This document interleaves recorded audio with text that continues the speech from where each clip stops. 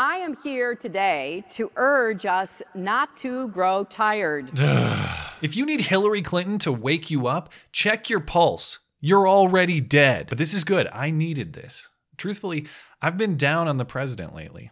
I don't like the way he handled the healthcare bill. I don't like his lack of clarity on the surveillance issue. I'm not a food snob, but a $50 steak well done with ketchup? Come on, dude. But this is what I need to remember why I voted the way I did. I need to consider my complaints in the context of the alternative. That's why it's great that Hillary Clinton is back with a leather special of her own. You'd think there's no way this one is worse than the last. Every comic has some special where they wear all leather and they regret it later. But the sequel is a formidable challenger. Hillary took the stage this week at the Professional Businesswomen of California conference in San Francisco, taking time away from her internship with Bigfoot in the Chappaqua Wilderness, learning how to disappear while still maintaining public relevance. I am thrilled to be out of the woods and in the company of so many inspiring women. And there is no place I'd rather be than here with you other than the White House. They all laugh like she's joking, but that's just 100% fact. She would slit every throat in the building if it got her into the Oval Office. She's speaking before about 3,500 attendees, 3,500 female business leaders of what she says is the largest women's organization in the state. Because just look at what you represent. The Professional Businesswomen of California is now the largest women's organization in the state, which probably means it's the biggest in the country. I don't know that, but it seems reasonable to assume if you're the biggest in California. It also seems reasonable to assume thinking that only California matters is the reason you're not the president.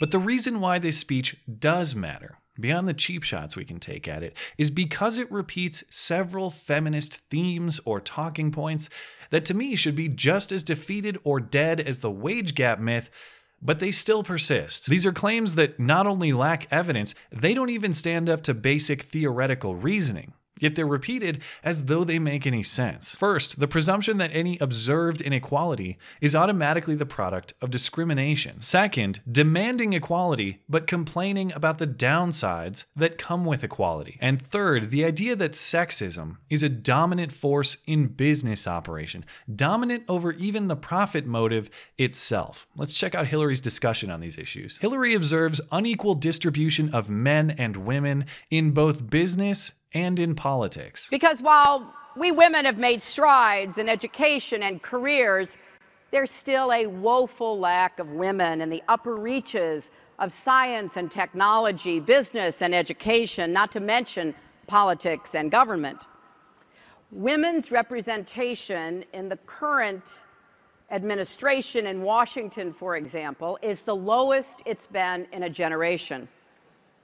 But even in a state like California, that is ahead of the curve in so many ways, the number of women serving in the state legislature is at a 20-year low. Women hold just a quarter of computing jobs in the U.S., and that number has gone down instead of up. Women are hired at lower numbers in the tech industry and leave at more than twice the rate men do. And then immediately, and without evidence, concludes this observed inequality is a direct result of sexism and discrimination. We need to reset the table. So women are no longer required to accept or adapt to discrimination and sexism at work. Beyond issues of bias and discrimination, the game is often still rigged against working women in major ways. Think about this standard. Unless a career field is distributed 50-50 among men and women, that unequal distribution is because of discrimination. America's elementary schools? Blatantly sexist. Only 20% of teachers are male. America's colleges? Bigots. They're enrolling and graduating more women by a growing margin. America's hospitals, outrageously discriminatory. They hire mostly women as nurses, and they allow women to live much longer lives than men. No. Without evidence of discrimination, we have to assume any inequalities we observe are a product of people's choices. If less men want to go to college, that's fine, provided there's no sex-based barrier to them doing so. If less women want to work in tech,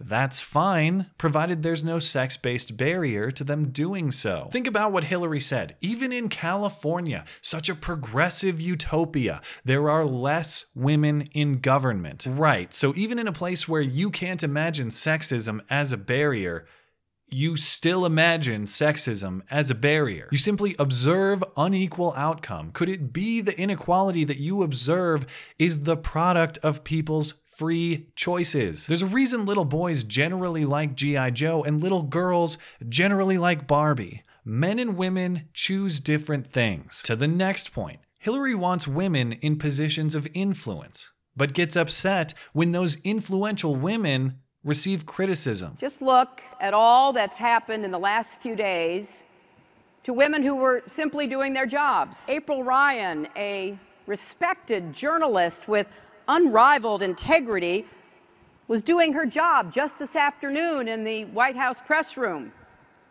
when she was patronized and cut off trying to ask a question. One of your own California congresswomen, Maxine Waters, was taunted with a racist joke about her hair. Now, too many women, especially women of color, have had a lifetime of practice taking precisely these kinds of indignities in stride. But why should we have to? And any woman who thinks this couldn't be directed at her is living in a dream world. Well, in her defense, Hillary is an expert on dream worlds. Why aren't I 50 points ahead, you might ask? To refresh your memory about what she's referencing, many were outraged this week at Sean Spicer's interaction with reporter April Ryan, who asked how the administration can repair its image following allegations of Russian collusion. How does this administration try to revamp its image? 2.5 months in, you've got this Yates story today. You've got other things going on. You've got Russia. You've got wiretap, and you've got. No, we don't have that. You. I know. On Capitol Hill. No, I get it, but you keep. I've said it from the day that I got here until whatever, that there is no connection. You've got Russia. If the president puts Russian salad dressing on his salad tonight, somehow that's a Russian connection. In addition, Bill O'Reilly received criticism this week for a joke he made about Congresswoman Maxine Waters. You're not nearly as patriotic as we are. So what does that mean, Bill? We've been listening all morning. We cannot. I didn't hear a word she said. I was looking at the James Brown wig. If we have a picture of James, it's the same. I'm a big believer in truth as a defense. Don't try to tell me that joke wasn't truthful. Who is who? The world may never know. If you want fairness, don't complain about racism or sexism. Just fire back at O'Reilly for his poor quality Hulk impression. We'll do it live! Fuck it! Do it live! I'll write it and we'll do it live! Fucking thing sucks! The point is, all of these people, April Ryan, Maxine Waters, Bill O'Reilly, they have all made a choice to be public figures. And criticism goes along with that prominence. There's a great quote that says, to avoid criticism, say nothing, do nothing, be nothing. Criticism is a necessary consequence of influence, and Hillary, of all people, should know and appreciate that fact. If you want women in positions of power and influence, but with immunity from criticism, that is not equality. That is special treatment. Equality means equal opportunity for women to rise to power. It also means equal scrutiny when they get there. Lastly, and I think most importantly, Hillary pushes this idea that sexism is this dominant force within American business, dominant over even the almighty king, the dollar bill. It's very obvious, after all. There's a simple law of economics that we're all ignoring. Input women, output money. We know from decades of data that encouraging women's full participation is both right and smart. This data comes not just from our own country, but from across the world. When I was Secretary of State, I made it part of my mission to try to educate governments that including women in the economy was not only good for them and their families, but poverty went down and gross domestic product of the entire country went up. And companies with more women in upper management do achieve higher profits. Yet we also know, many of us from our own lives, that women still face barriers. I don't necessarily dispute what she's saying in the international context in countries where sex-based barriers do actually exist and do actually apply, but I definitely dispute what she's saying as it applies to Western society and specifically the United States. Think about this claim. Companies that put more women in upper management are more profitable.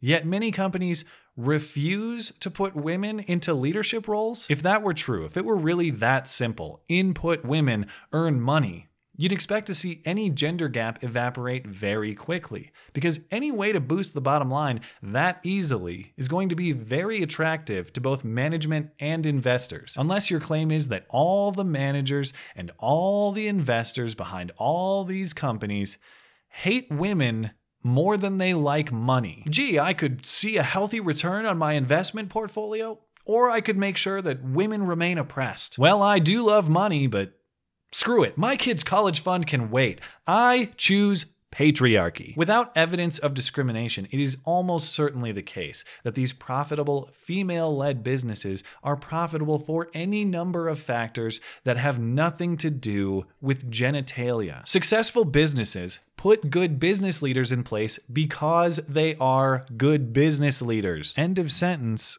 No gender reference needed. So what's the takeaway here? Why would I spend more time beating the tattered pantsuit off of this dead candidacy we buried nearly a half a year ago? It's because the themes of her speech are still very much alive, and they form the crux of our cultural divide over what equality actually means, and what type of equality we actually want. Do you want equality in opportunity? Equality in choosing your own path? Or do you want equality in outcome, which necessarily means restriction on your freedom to choose? Do you want every career field in the country to be exactly 50% men and 50% women?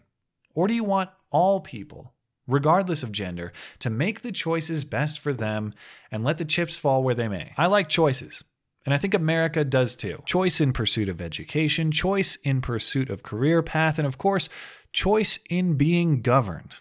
Choice is the reason that this speech is simply an occasional dabble in cringe for me rather than part of my daily routine. And for that choice, I am incredibly thankful. Thanks as always for listening and for supporting this channel. Always appreciate that thoughtful discussion down below and especially over on Twitter. That is at ML Christiansen. You're always welcome to come hang out and chat in my live streams. Those are linked down in the description. Looking forward to it. Okay, bye.